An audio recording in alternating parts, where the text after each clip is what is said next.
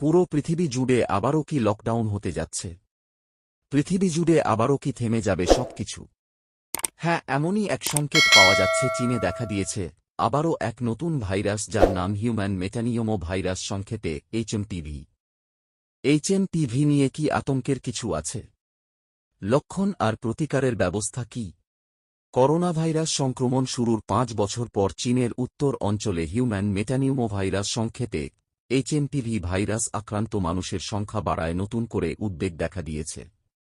COVID-19 ভাইরাসের সংক্রমণে বিশ্বব্যাপী মহামারী ছড়িয়ে পড়ার ঠিক ৫ বছর পর এ ঘটনা ঘটল, যে মহামারীতে সারা পৃথিবীতে ৭০ লাখ মানুষ মারা গিয়েছিলেন।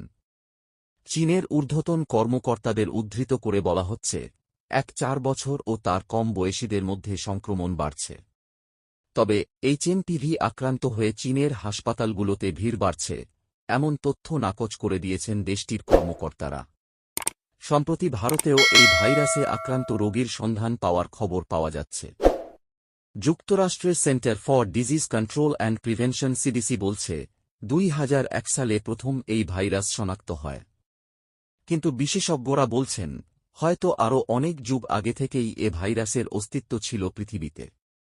স্বাস্থ্য বিশেষজ্ঞরা বলছেন, এখনই ঘাবড়াবার কিছু নেই। কেননা চীনের সরকার বা বিশ্ব স্বাস্থ্য সংস্থা ডব্লিউএইচও কেউই এখনও আনুষ্ঠানিক সতর্কতা জারি করেনি।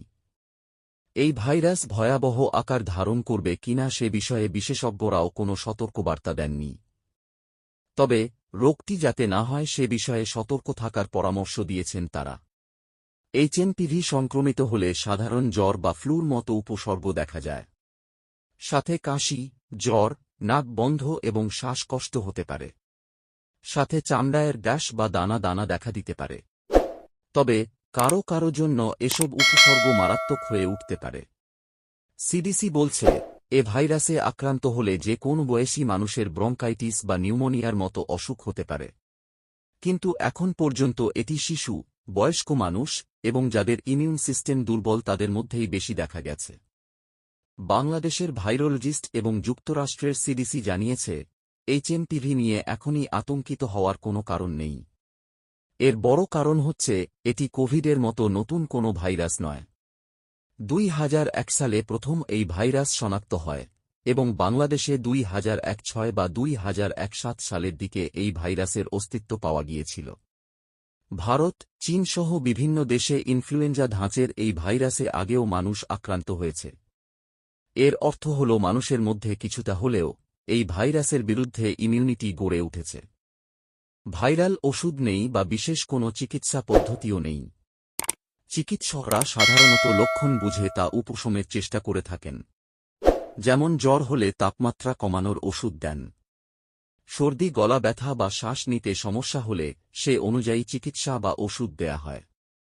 চিকিৎসকরা বেশিরভাগ ক্ষেত্রে রোগীকে বিশ্রাম, পুষ্টিকর খাবার খাওয়া এবং পর্যাপ্ত পানি জাতীয় খাবার খাওয়ার পরামর্শ দিয়ে থাকেন। তবে এই ভাইরাসের চিকিৎসায় অ্যান্টিভাইরাল ওষুধ ব্যবহার করার বিরুদ্ধে সতর্ক করেছেন সাংহাই হাসপাতালের চিকিৎসক এবং ভারতের ভাইরোলজিস্টরা।